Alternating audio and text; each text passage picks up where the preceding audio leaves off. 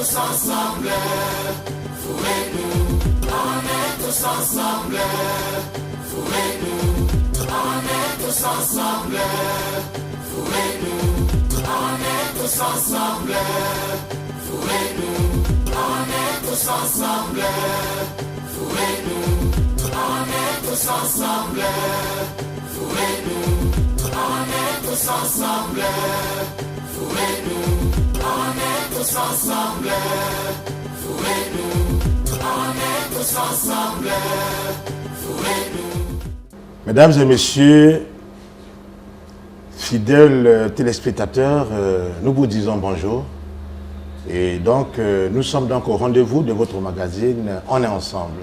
Et pour ce numéro, il sera un peu peut-être exceptionnel parce que, aussi, une exclusivité, nous recevons ces grands hommes de Dieu, ces conférenciers de renommée internationale qui n'est autre que le pasteur, ou comme on aime l'appeler, le King, le père King Gédéon Yoshua du Cameroun, qui est donc en séjour à Brazzaville.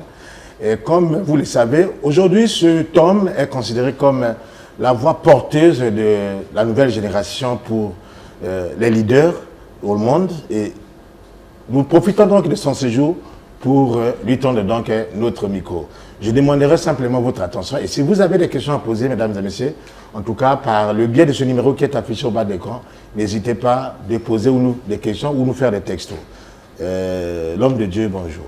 Bonjour à vous, merci. Ah, ok. Et déjà là, bon séjour à Brazzaville. Merci beaucoup. Alors, Père King Gédéon Yoshua, vous avez une renommée internationale.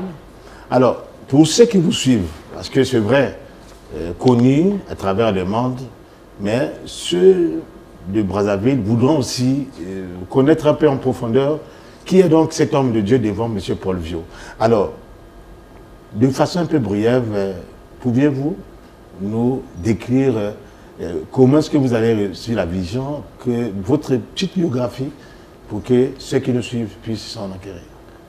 Alors, je voudrais dire beauté à tous les papas et les mamans qui me suivent à partir de Brazzaville et que le Seigneur bénisse tous ceux qui sont connectés à cette merveilleuse chaîne de télévision partout dans le monde. Je vous salue.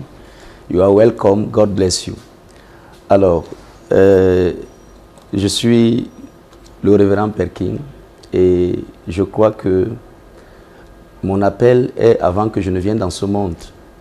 Parce que la Bible dit, et c'est le Seigneur qui parle de son serviteur, le prophète Jérémie, « Avant que tu ne sois conçu dans le sein de ta mère, je t'ai connu et je t'ai établi prophète. » Je pense que depuis ma plus tendre enfance, j'ai vu le Seigneur dans ma vie et il m'a confirmé que j'étais son oint et que j'allais accomplir une mission spéciale dans ce monde.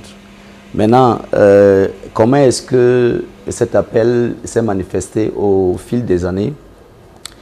Je pense qu'à partir de l'âge de 6 ans, 7 ans, 8 ans, alors que je commençais à apprendre à écrire, j'ai commencé à avoir des visions très claires. Et sur les hommes, et sur le monde, et sur le futur. Et c'est ainsi que j'ai eu un agenda ou un cahier de prophétie que j'ai conservé pendant beaucoup d'années, depuis cette période-là de ma vie. Maintenant, je suis un enfant un peu étrange, parce que quand je nais, les hommes qui viennent à cette maternité Saint-Paul à Douala, Cameroun, ils constatent que mes yeux sont ouverts et ils sont brillants. Et les gens s'exclament, quelle est cette catégorie d'enfants qui vient au monde avec les yeux ouverts et ils sont brillants? Mon père sort en courant de la maternité et il dit qu'il ne peut pas rester en présence des yeux de son enfant. Donc, quelques années plus tard, à 2 ans ou 8 mois, je disparais mystérieusement. Donc, je suis kidnappé et c'est 8 mois plus tard que je suis retrouvé à plus de 350 km du lieu où j'avais été kidnappé. Ma mère est saisie par le Saint-Esprit et elle se dit qu'elle ne peut pas faire le deuil d'un enfant sans l'avoir pu l'enterrer. Donc un beau matin comme ça, je disparais. Donc il y a des événements étranges qui se sont produits tout au long de cette petite histoire de ce jeune garçon. Et je me rappelle de cet événement à 10 ans. J'avais ce bras qui était plus gros. Donc entre 9 ans, mon bras était plus gros que la normale. Et un homme de Dieu que je crois être un ange aujourd'hui est venu passer par notre maison et il a souhaité prier pour moi. Il disait qu'il venait de l'étranger et c'est ainsi qu'il prie pour moi et je guéris miraculeusement de ce bras. Et si mes souvenirs sont exacts, c'est depuis cet âge-là que j'ai commencé à témoigner et à prêcher l'évangile.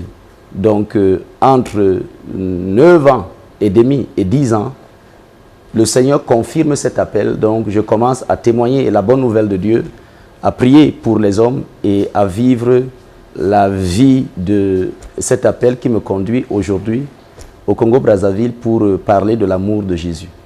Donc brièvement, c'est une vie constamment sous l'attraction vers la présence de Dieu et Dieu venant vers moi depuis ma tendre enfance.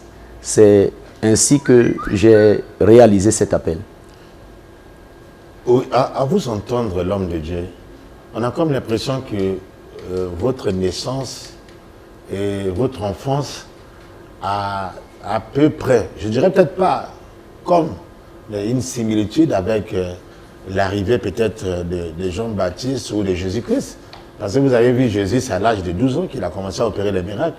Et vous, à 9 ans déjà, et vous disparaissez.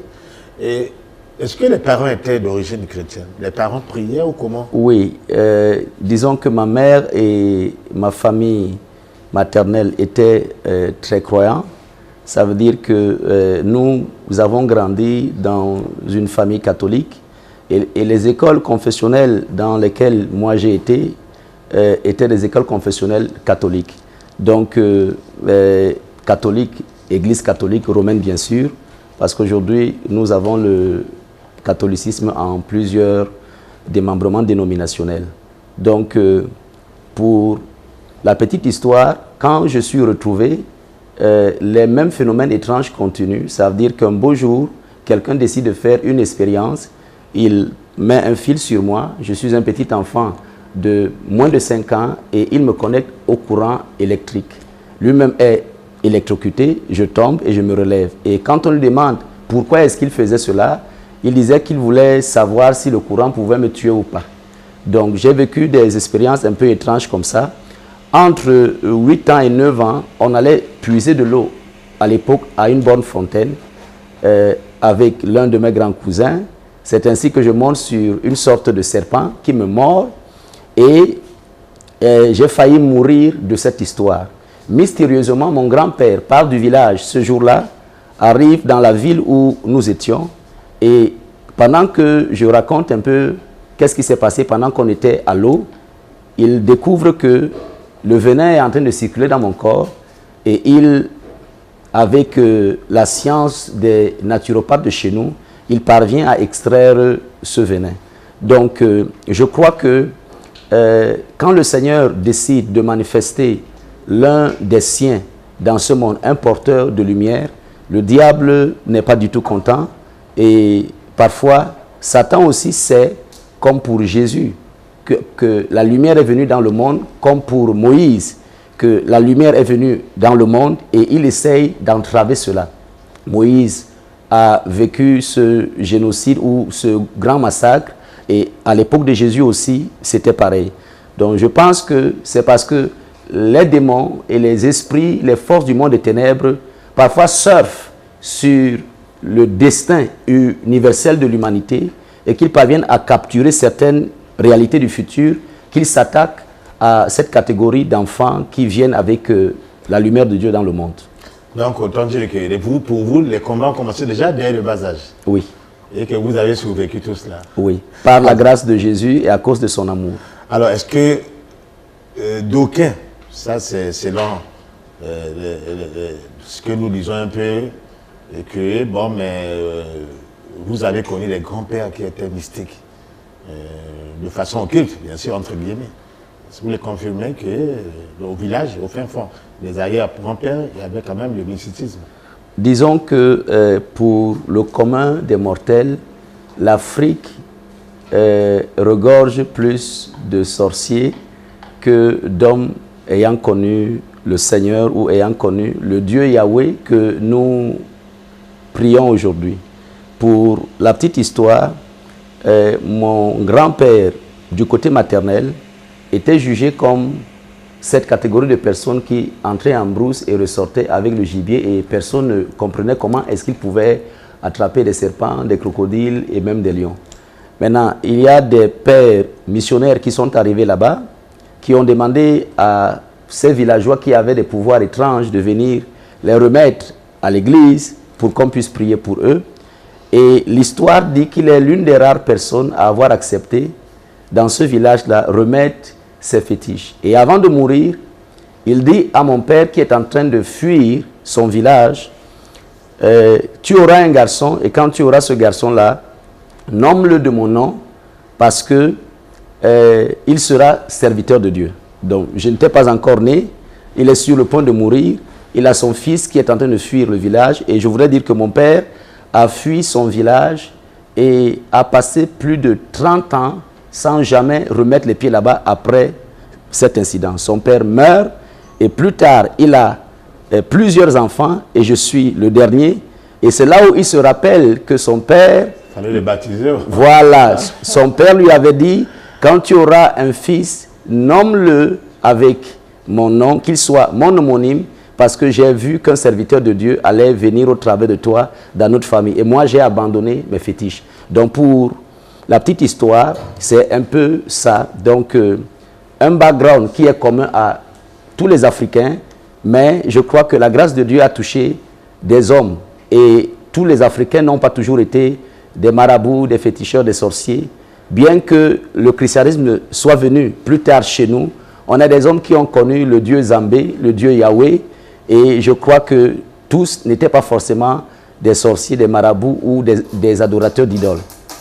Maintenant, étant un enfant mystique, comme vous le confirmez, vous le racontez, disons-le que vous n'avez pas connu de père spirituel. Puisque la vision, c'est depuis votre naissance. Est-ce que vous aurez encore eu besoin d'avoir un père spirituel pour vous guider déjà, puisque déjà, à bas âge, vous enseignez déjà, dans les foules, des femmes, des prostituées, dans les rues. Alors, déjà, vous avez une connaissance dépassant même le père spirituel. Est-ce que, aujourd'hui, vous pouvez se taper la poitrine et vous dire que vous avez un père spirituel, qui vous a initié?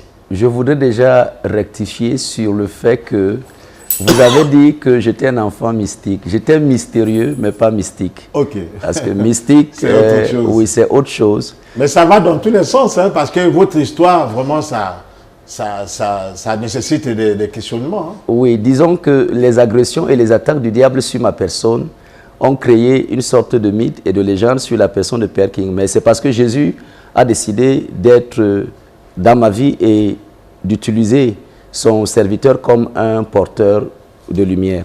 Maintenant, pour répondre à votre question, est-ce qu'une personne qui a été visitée avant de venir dans ce monde, étant dans ce monde par le Seigneur, par le Saint-Esprit, a besoin de père spirituel? Vous savez bien que Jésus, à 12 ans, est allé dans le temple, qu'il a témoigné la vérité, a partagé avec les grands érudits de la loi et ces prêtres-là, mais qu'après cela, il a disparu.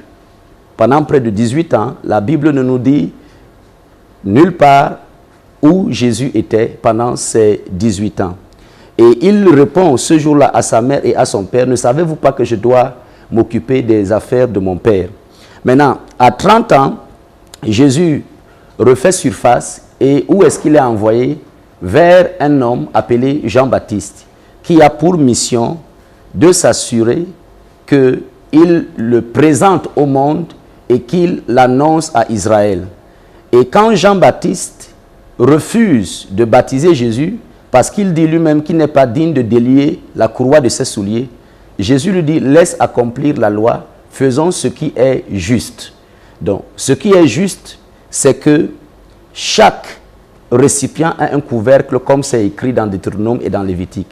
Ce qui est juste, c'est que, quelle que soit la nature de la grâce que vous avez dans votre vie, que le Seigneur vous dirige vers un homme qu'on peut appeler donc mentor, qu'on peut appeler père spirituel, qu'on peut appeler guide, qui vous permettra de mieux comprendre. Même le grand prophète Moïse a eu pour mentor, a eu pour guide le prêtre Jéthro, de la femme qu'il a épousée à Madian.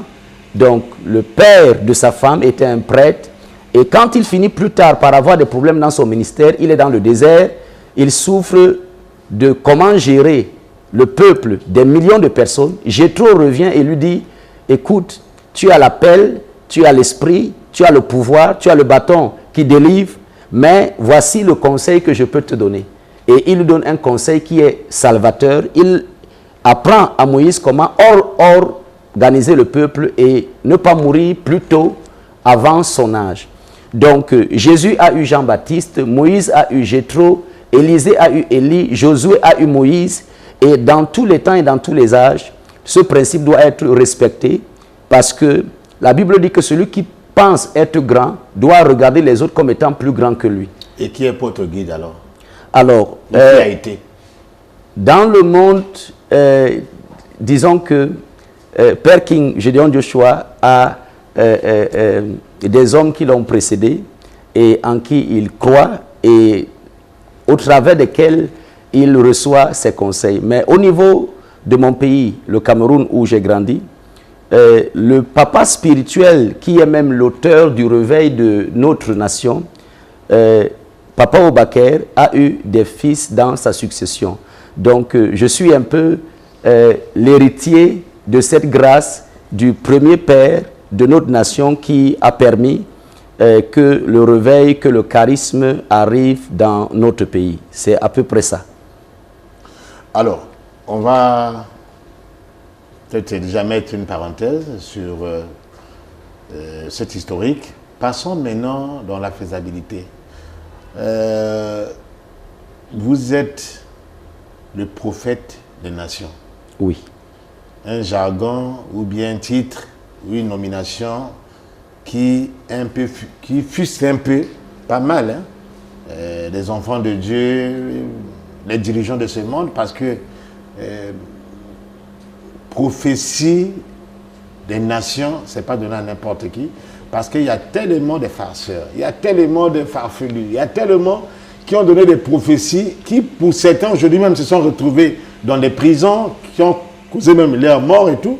Alors, comment jugez-vous cet adjectif ou cette appellation des prophètes des nations? À quel moment on s'est dit, je suis devenu prophète des nations? On pourrait s'arrêter pour la prophétie au Cameroun ou bien dans la contrée que vous étiez, mais quand on s'autoproclame, parce que je ne vois pas quelqu'un qui a dormi chez lui pour rêver et vous dire que non, Père King, et à partir d'aujourd'hui, vous êtes devenu prophète de toutes les nations. Comment vous répondre? Je voudrais dire ceci. Dans tous les temps et dans tous les âges, Dieu veut parler aux hommes. Et depuis la Genèse jusqu'à l'Apocalypse, il a parlé aux hommes. Et vous qui êtes africains, vous savez qu'ici chez nous, nous avons toujours eu des personnes qu'on appelait les oracles. Des personnes qui sortaient de la forêt et qui venaient, qui disaient aux gens, ne cultivez pas, ne faites pas ci, ne faites pas ça. Et vous-même, vous rêvez. Ça veut dire qu'il vous est arrivé une ou deux fois comme ça, d'avoir un rêve ou une vision, des choses qui peut-être se sont plus tard accomplies. Donc déjà, il faut dire que le domaine de la vision n'est pas que l'apanage de ceux qui se font appeler prophètes. Les hommes rêvent parce qu'ils ont un esprit, les hommes rêvent parce que Dieu a mis en nous la pensée de l'éternité et que quelquefois, il arrive à tous les hommes d'avoir des visions. Maintenant, pour répondre à votre question, est-ce qu'on peut se lever un beau matin et déclarer qu'on est prophète? Je ne pense pas. Nombreux le font, hein, oui, je ne pense pas. Mais vous devez savoir que le faux billet de $3 n'existe pas parce que le vrai non plus n'existe pas. Ça veut dire que généralement, Satan essaie de créer la confusion autour de la vérité. Il crée des demi-vérités ou des fausses vérités pour qu'en fin de compte, qu'on ne puisse pas reconnaître la véracité de ce qui est vrai. Je vous prends un exemple. Jésus guérissait des hommes, délivrait des gens, Mais on a créé un flou autour de son ministère au point où on lui a dit que tu chasses des démons par Belzéboul, que tu es un fils du diable, que tu es un serviteur du démon. Parce qu'à l'époque de Jésus, il y avait des exorcistes, il y avait des magiciens et des personnes qui faisaient office d'être des serviteurs de Dieu, mais qui en réalité travaillaient pour leur vente ou travaillaient pour le compte de Satan. Mais Jésus a dit à ces gens, tous les péchés vous seront pardonnés, excepté le blasphème contre le Saint-Esprit. Ça veut dire quoi? Ça veut dire que lorsque le Seigneur apparaît dans une société, dans une génération, il est important de faire attention parce qu'il y a la lumière, on va forcément voir la nuance des ténèbres. En fait, nous constatons que la lumière est dans un espace parce que les ténèbres se sont dissipées. Donc, éviter de mettre Jésus dans le même lot que les exorcistes de son époque, c'est être sage parce que dans tous les temps et dans toutes les générations, nous aurons toujours le Seigneur qui voudra parler aux hommes. Vous savez, dans l'absence de la manifestation d'un prophète ou d'un messager de Dieu dans un temps, vous retrouvez un peuple comme le peuple d'Israël, les enfants d'Abraham, en captivité pendant plus de 400 ans. C'est seulement quand un messager comme Moïse apparaît que la délivrance peut s'opérer. Entre Malachie et Matthieu, nous avons 400 ans qui s'écoulent, on n'entend pas la voix de Dieu. Et quand on retrouve Israël, ils sont sous tutelle romaine. Donc chaque fois qu'il y a l'absence ou la carence de cette visitation sur le monde d'un homme qui est habité par la vérité, un homme qui est habité par un message d'amour, un homme qui est habité par un message de réconciliation pour les hommes et des hommes avec Dieu, le monde souffre. Donc ce que je pense, c'est que Jésus a dit qu'on les reconnaîtra par leurs fruits et que le monde aujourd'hui a le temps d'observer avec le temps ceux qui disent la vérité et ceux qui prétendent dire la vérité. Parce qu'on peut vouloir imiter Dieu sans être Dieu. On peut vouloir parler comme disant la vérité sans avoir la vérité. Mais quand la vérité arrive, quand la lumière arrive, elle finit par donner raison au temps, ou le temps finit par donner raison à cette lumière-là. Donc ça, c'est ce que je peux dire en rapport avec les prophéties et le monde des prophètes. Alors, l'homme de Dieu, on a vu des gens qui, c'est normal hein, de prophétiser peut-être sur le travail de quelqu'un ou bien dans votre famille, mais attendez, vous dépassez quand même un peu l'entendement. Et revenons sur votre vision de la démonétisation en 2016. Yeah. Vous imaginez un peu quand même le risque de prophétiser sur la démonétisation. Et cela fut fait. Oui. Wow. Wow. Wow. Wow. Wow. Wow. Wow. Alléluia. J'ai une vision. I have a vision. Je vois les dirigeants du monde réunis I see the rulers of the world gathered et ils discutent de la monnaie and they're arguing over money comme s'ils reprochent quelque chose à la monnaie, as if they reproach money, comme si elle doit perdre de sa valeur. as if it has to lose its value. Oui, Yes, oui, yes. ils discutent de la monnaie. They argue over money. Oui, Yes. ils discutent de la monnaie. They argue over Et money. c'est comme si la monnaie doit perdre de sa valeur. It's as if money has to lose of its value. Que Dieu protège May God protect l'économie du monde. the world economy. Merci Saint-Esprit. Thank you, Holy Spirit. Alléluia. Amen. Gloire à Dieu. Glory be to God.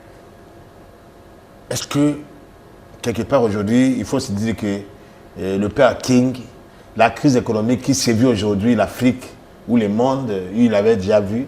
Mais malheureusement, quand Dieu donne, il y a aussi des provisions. Et qu'est-ce qui a fait qu'on vous a montré la démonisation, mais vous n'avez pas eu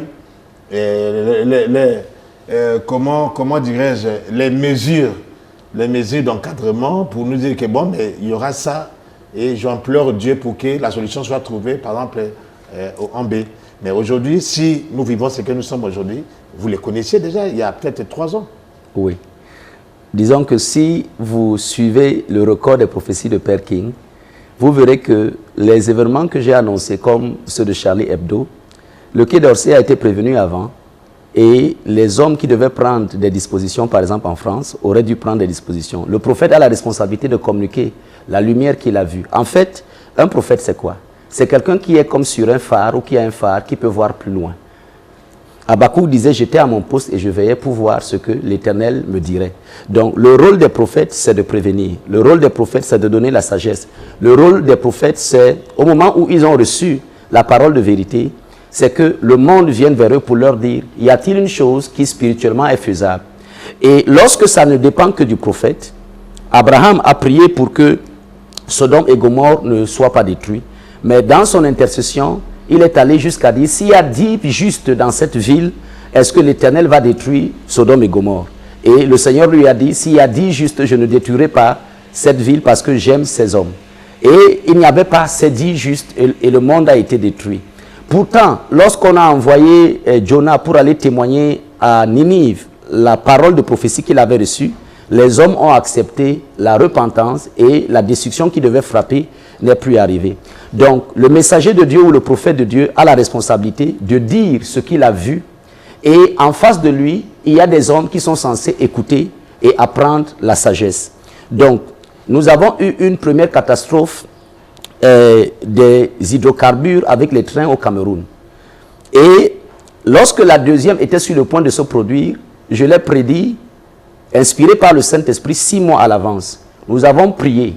La catastrophe s'est quand même produite, mais il n'y a pas eu de mort. Lors de la première, celle de Sam, nous avons constaté que des centaines et peut-être même, on approchait 1 millier de personnes qui sont parties dans cette catastrophe-là.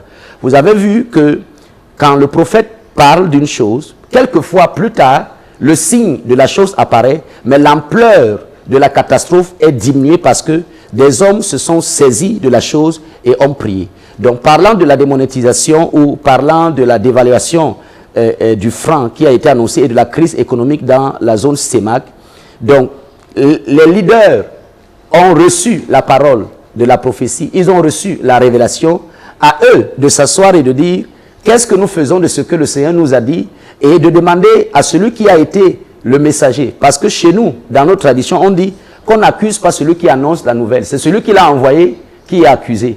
Et s'il a des solutions en rapport avec la nouvelle qu'il a annoncée, alors qu'il nous parle de ces solutions. Donc, le prophète n'est pas seul avec son Dieu, il parle aux hommes et la réaction de ces hommes-là en rapport avec la prophétie détermine de ce qui arrive ou de ce qui n'arrive pas.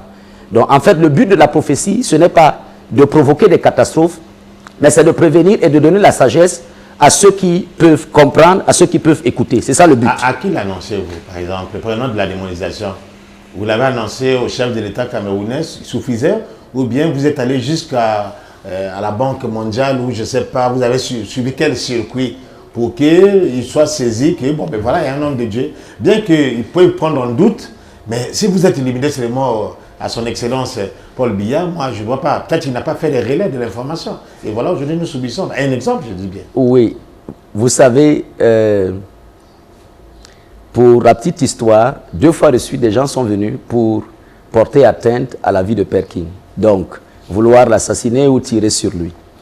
Ça veut dire que Père King, quand il se tient pour parler, les hommes l'écoutent.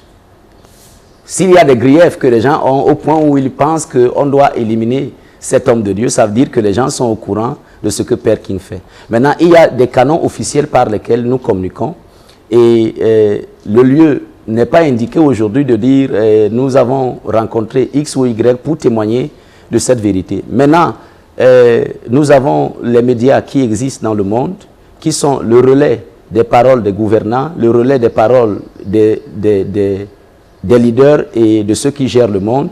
Et au travers de ce moyen-là, nous communiquons. Vous avez dû constater que la grâce de lumière et l'aura qui est autour de Père King, quand même, touche les nations et les hommes de toute race et de toute classe sociale. Ça veut dire qu'au travers de ces médias-là, les hommes ont la possibilité de retenir l'attention de Dieu en écoutant ce que Dieu est en train de dire. Donc, il y a des canons officiels et il y a des canons publics. Et je crois que jusqu'à présent, si vous avez été informé de ce qui s'est passé pour cette prophétie que vous citez tout le temps, ça veut dire que vous avez fait des recherches, ça veut dire que vous avez fait votre travail de journaliste qui s'informe, qui investigue et qui permet plus tard aux hommes d'être informés. Si vous êtes là aujourd'hui et que vous parlez avec moi, ça veut dire que vous êtes informé qu'il y a quelqu'un qui parle de la part de Jésus, qui dit la vérité de Jésus au monde.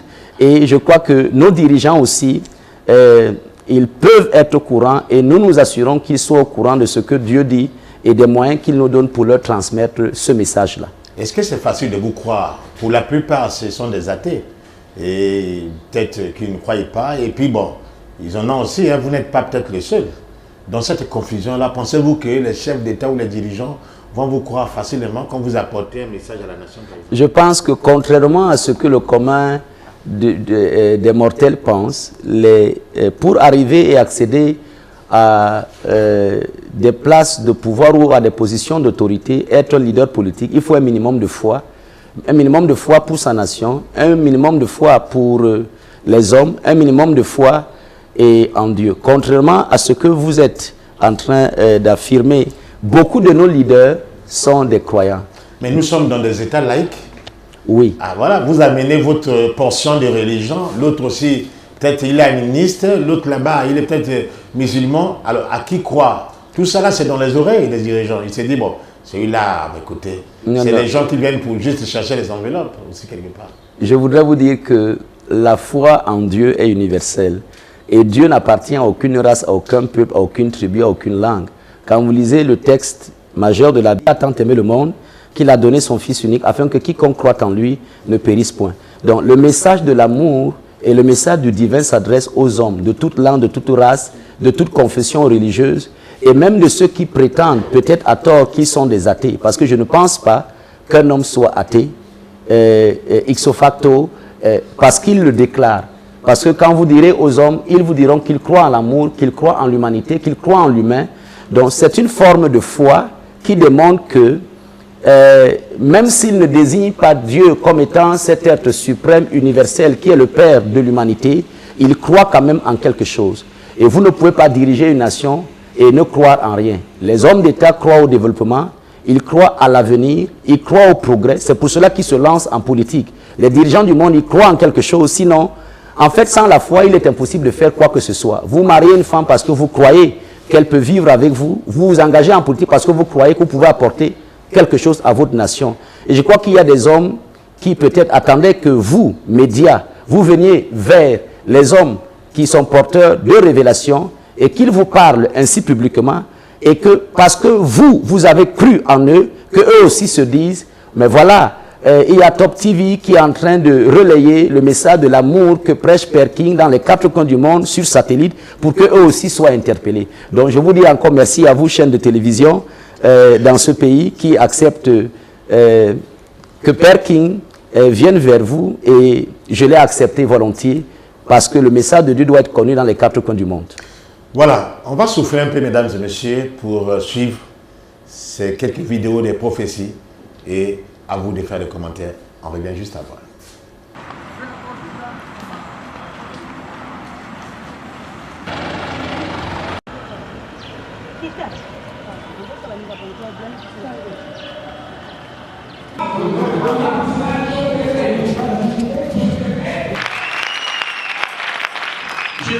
Ton église reconnaît ton autorité. Ton église reconnaît ton autorité. Personne n'est comme toi, le parfait sauveur, le parfait sauveur. Déblocage, déblocage, déblocage, déblocage, déblocage, déblocage, déblocage, déblocage, déblocage, déblocage, déblocage, déblocage, déblocage, des finances, des affaires, déblocage, déblocage, déblocage. Au Congo, mais par le feu, mais par le feu, mais par le feu, mais par le feu, mais par le feu. Que tu dois plus honorer le Seigneur par tes types. Que tu dois plus servir le Seigneur avec ton argent. Oh, toi escargot, toi qui es venu contrôler cet homme d'affaires. Mon ministère. Dans mon ministère. Limitation financière. À partir de cet instant. Tout esprit d'escargot. De limitation financière. Blocage dans mes affaires. Blocage dans mon travail. Les serpents sortent des corps. Les serpents sortent des corps. Les serpents sortent des corps. Les serpents sortent des corps. Les serpents sortent des corps.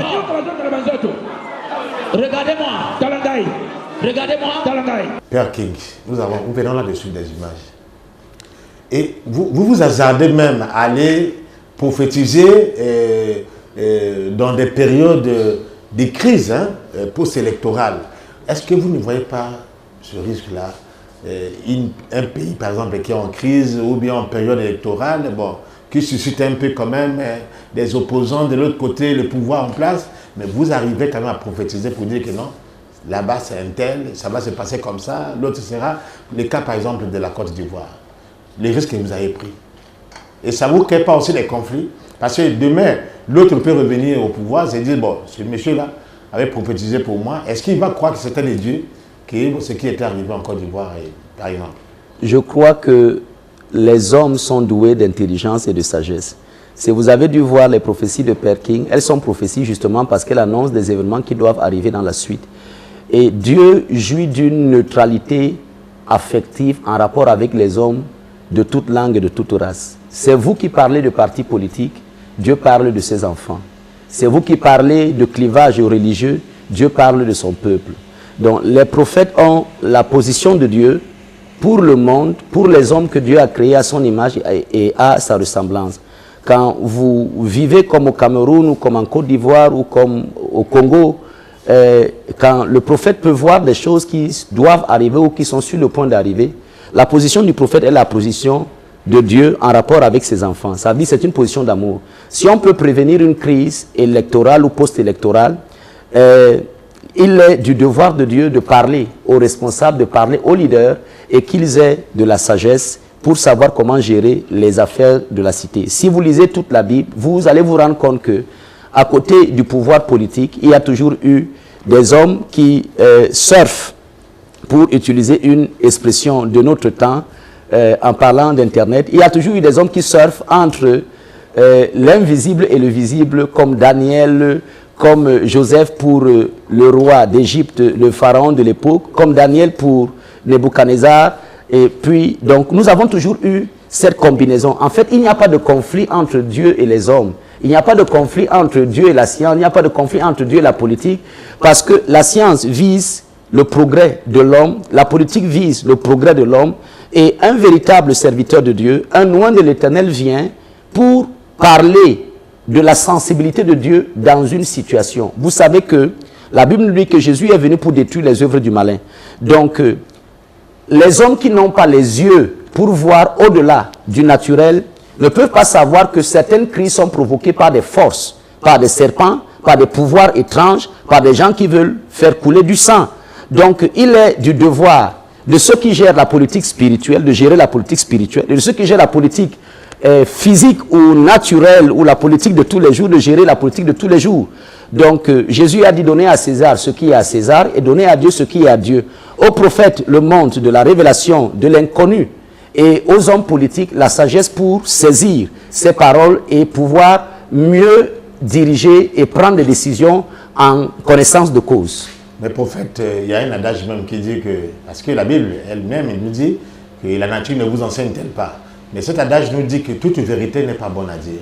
Est-ce que vous êtes censé, quand je vous révèle, de dire la vérité, rien que la vérité? Quelque part aussi, il vous arrive d'être réticent par rapport à un message qui vous dit, bon, celui-là, si j'essaie de le révéler, je risque de me retrouver en tôle, par exemple. Il vous est arrivé aussi? Oui, oui. Disons que plus d'une fois, lorsque la vérité est venue à moi, par exemple pour le cas de la Centrafrique, j'ai vu le président avant qu'il ne soit investi, et j'avais une délégation des hommes de la politique un peu, j'avais une délégation des hommes d'église qui sont venus là à une retraite au sanctuaire à Yaoundé, et pendant que nous étions en train d'officier, la lumière est venue à moi et j'ai vu la succession des événements. Et je leur ai fait part, je leur ai demandé si je pouvais leur parler de ce qui va arriver en premier temps, en deuxième temps et en troisième temps, et comment est-ce que la démocratie allait plus ou moins revenir dans un pays qui était fouetté par la guerre.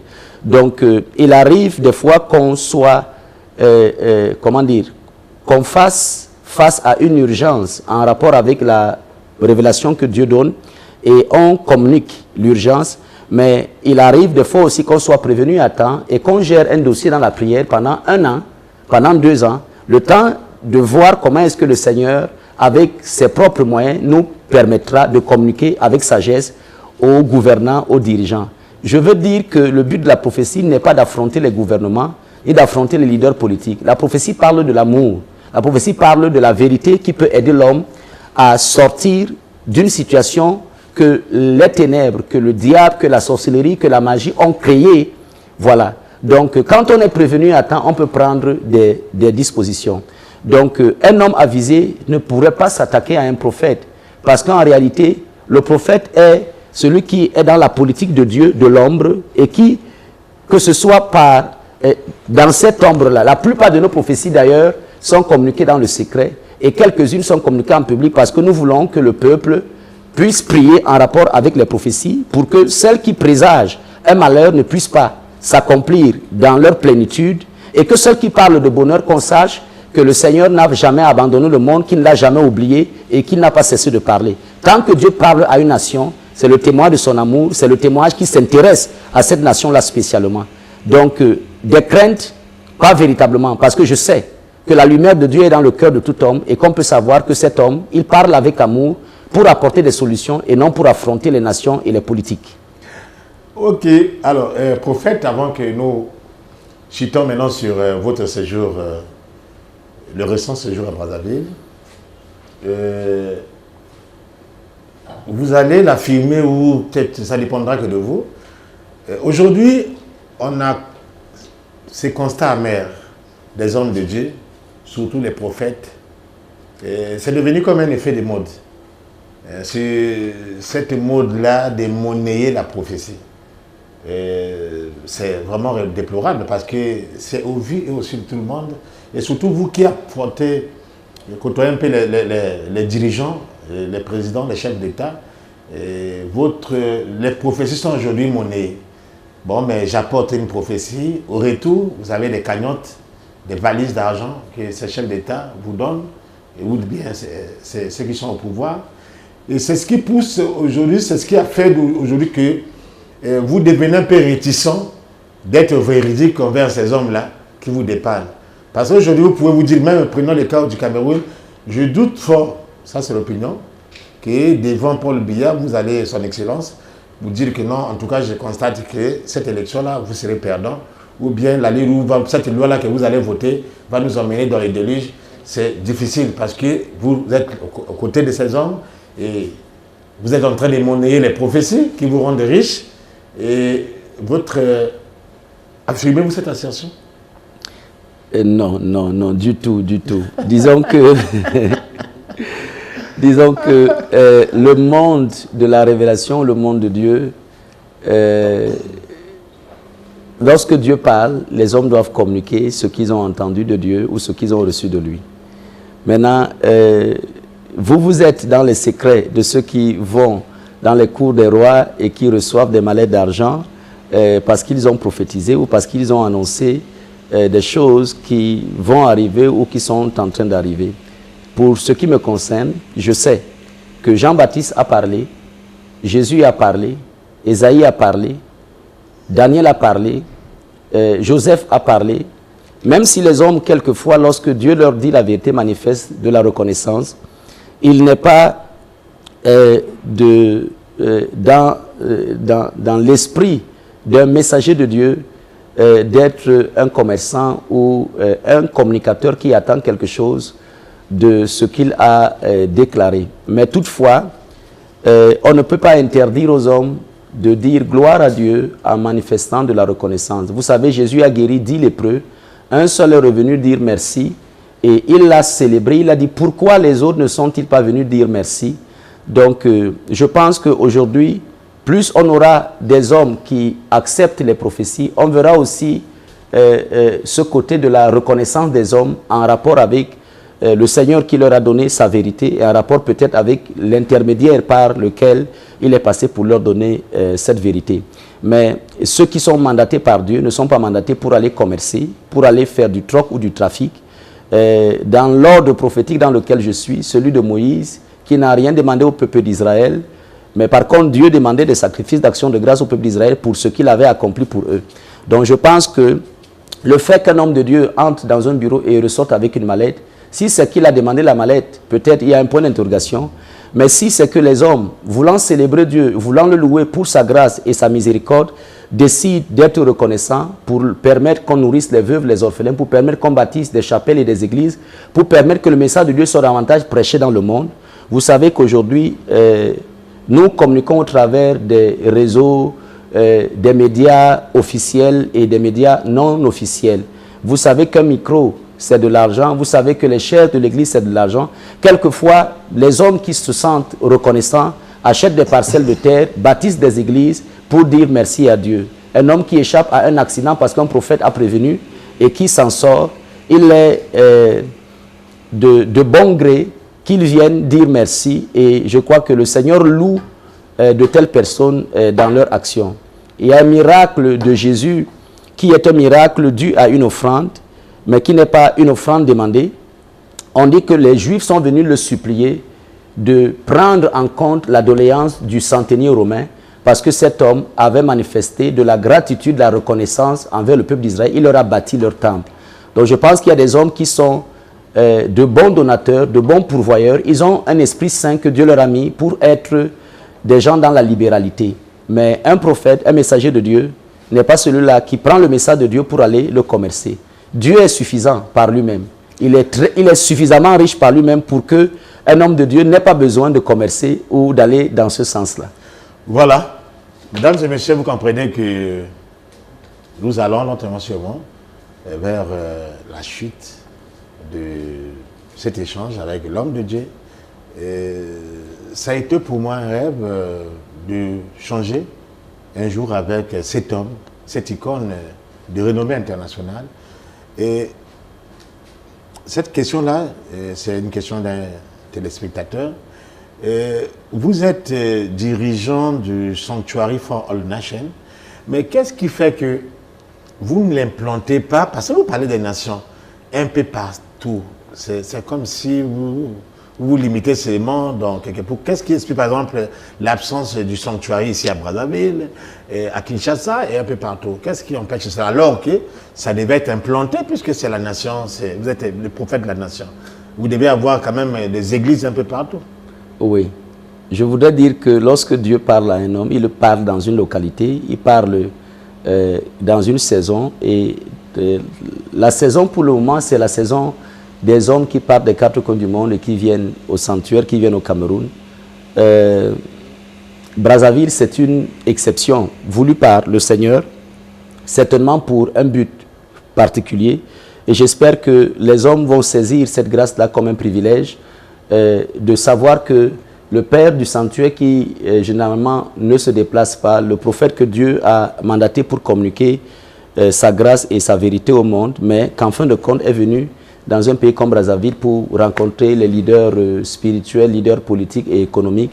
Donc je pense que c'est la saison. Jésus même a commencé son ministère à Nazareth et plus tard il s'est retrouvé à Jérusalem et parcourant d'autres contrées. Donc la saison pour le moment a voulu que cette station de lumière, que cette montagne de lumière soit installée quelque part en Afrique centrale, quelque part en Afrique, quelque part au Cameroun, et que je reçoive des hommes qui viennent des quatre coins du monde pour entendre et pour recevoir le ministère de guérison, le ministère de délivrance, le ministère de la consultation ou de la révélation prophétique. Donc c'est une mesure du temps voulue par le Seigneur, et peut-être que dans les années à venir, dans 10 ans ou dans 20 ans, le Seigneur voudra que des fils qui sont partis de Brazzaville, ont reçu la bonne parole de Dieu, reviennent pour propager ce message d'amour qui m'a été donné pour les nations du monde. Donc c'est un peu la politique du moment voulue par le Seigneur. Peut-être qu'elle va évoluer, mais pour le moment, c'est ce que le Seigneur veut. Vous êtes à votre deuxième visite au Congo-Brazzaville. Et quelle est la quintessence de cette dernière? Disons que je suis venu pour deux événements. Le premier, c'est que vous avez un papa dans votre pays qui célèbre son jubilé, 27 ans de ministère, 50 ans de vie, et qui a formé beaucoup de pasteurs et a travaillé dans le corps de Christ. Et sous son invitation et l'invitation du corps de Christ, je me suis retrouvé ici à Brazzaville. Et à côté de ça, la CEMAC, et particulièrement Brazzaville, jouit d'une urgence dans le monde spirituel. Et à cause de cette urgence, le Seigneur a voulu que je vienne pour partager quelques moments de croisade avec vous. Donc parler et partager l'amour de Dieu, parler et consulter les hommes, parler et guérir quelques malades, parler et amener la nation congolaise à prier pour elle-même, à prier pour les autorités de cette nation, parce qu'ils ont un grand besoin de cette assistance de prière, ils ont un grand besoin de recevoir les directives de Dieu pour gérer les questions délicates de gestion des affaires de la cité qui se posent actuellement dans ce pays. Donc c'est les principales raisons de ma présence ici, fortifier la nation, prier pour la nation, prier pour les autorités, toucher les leaders qui sont là, afin que par ce touchement, que la grâce de Dieu demeure dans ce merveilleux pays, que la paix continue, que la prospérité continue. Et donc c'est la raison de ma présence. Alors, nous arrivons à la fin. Est-ce que, en tant que prophète, vous avez une vision sur l'Afrique de nos jours, l'Afrique dans son intégralité? Est-ce que vous avez une vision? De manière générale, oui. la pensée de Dieu en rapport pour l'Afrique, c'est que l'Afrique soit un moteur de réveil. Vous savez, le monde a évolué en cycle et en station de vérité. À une époque, on trouvait, on avait Israël et les contrées environnantes qui portaient le flambeau de la bonne nouvelle. À un moment, nous avons connu l'Europe. Ensuite, nous avons connu l'Amérique avec les États-Unis. Ensuite, nous sommes passés en Asie un peu avec la Corée et la grande croissance de l'Église. Et aujourd'hui, c'est le temps de l'Afrique et des leaders africains. Et je pense que la foi dans la jeunesse permettra à l'Afrique de se développer davantage, que ce soit sur le plan politique, que ce soit sur le plan spirituel, que ce soit sur le plan économique. Donc aujourd'hui, il est question de réconcilier les générations entre celles qui sont un peu d'âge mûr et celles qui sont d'âge intermédiaire ou qui sont considérées comme jeunes, parce que c'est en associant ces deux qualités que nous allons permettre à l'Afrique de se développer. Mais la vision de Dieu, c'est que le réveil sur le plan économique, en fait, les pays du monde aujourd'hui savent que les meilleures terres pour investir, c'est l'Afrique. Parce qu'ici, le développement est en pleine émergence. Les pays africains, comme ceux de la zone SOMAC, sont en pleine émergence. Donc, investir ici, c'est pour gagner. Donc, et même sur le plan spirituel, l'Afrique a été jugée par Dieu comme pouvant être ce canal, ce vecteur du réveil pour le monde entier, à tous les niveaux et en tout point. L'homme de Dieu, pour terminer, le Congo démocratique en face voisin va, dans les jours à venir, élire un nouveau chef d'État. Mais à la lueur, nous voyons les choses, en tant que prophète des nations, la vision sur la RDC. Ne craignez pas que demain, nous nous réveillons, que ce pays connaisse des hostilités, par exemple. Disons, vous êtes un analyste, journaliste qui parle avec beaucoup de perspicacité. Et je pense que si, sans avoir 10 yeux, vous pouvez parler de la sorte, ça veut simplement dire que, en tant qu'observateur, nous pensons que la RDC a besoin de prière et a besoin de trouver des hommes et des femmes qui mettent l'amour de la nation au-dessus de toute autre considération. Donc le conseil, c'est que l'amour des hommes et l'amour de la nation soient au-dessus de toute autre considération.